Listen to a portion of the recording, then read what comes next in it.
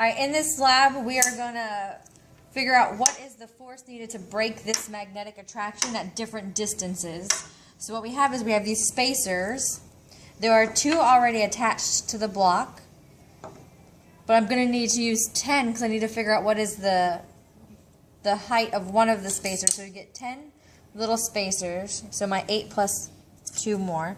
And if you put them on here, all 10 of them is about 1 centimeter.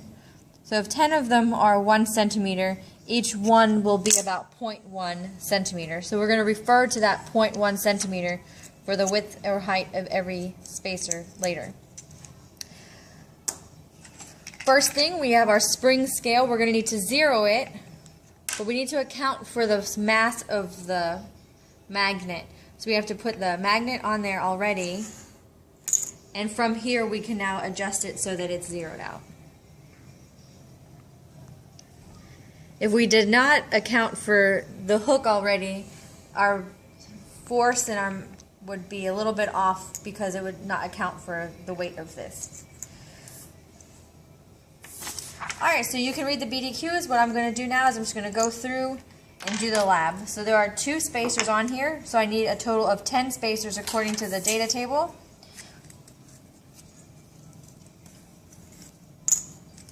So I'm adding 8 more. So the number of spacers is 10. What we're going to do is we're going to do the several trials. We're going to remove a spacer every time, and then we're going to add the spacers and see what our data looks like. So I have now 10 spacers. You can get right here.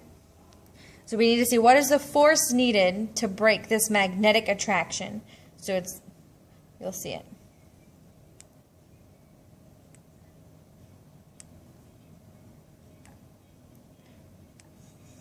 Alright, that's 10 spacers. Keep going. I removed 1. This will be your results for 9 spacers.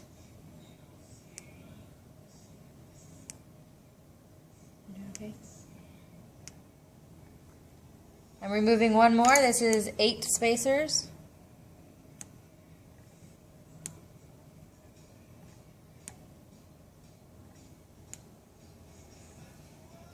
Remove 1, 7 spacers.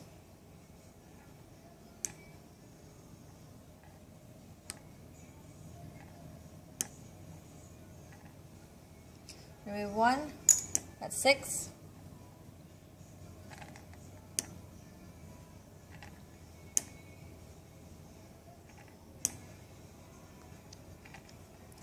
Five.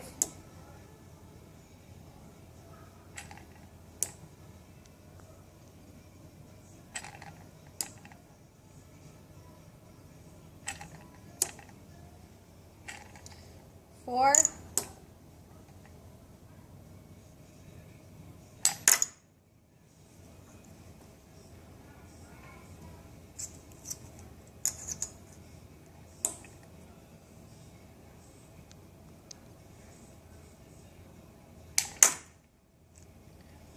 And 1 more time for 4.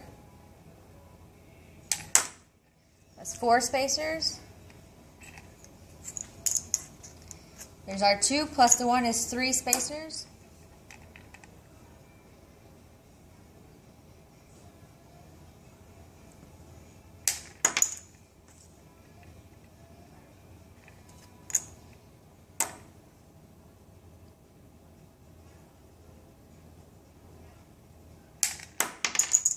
Now do it 1 more time.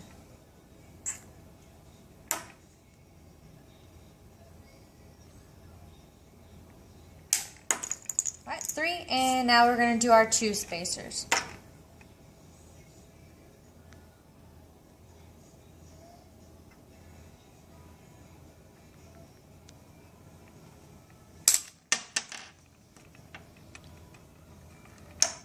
Again, 2 spacers.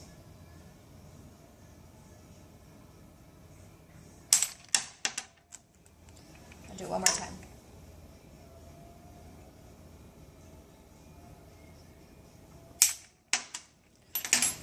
I'm not going to do it again 10 times for the video. You can just record your, go back and watch it and get some more data pieces. From here we're going to graph it. We're going to graph the force as a function of the number of spacers. Where it's not the number of spacers, it's the space. Remember, each one spacer was 0.1 centimeters.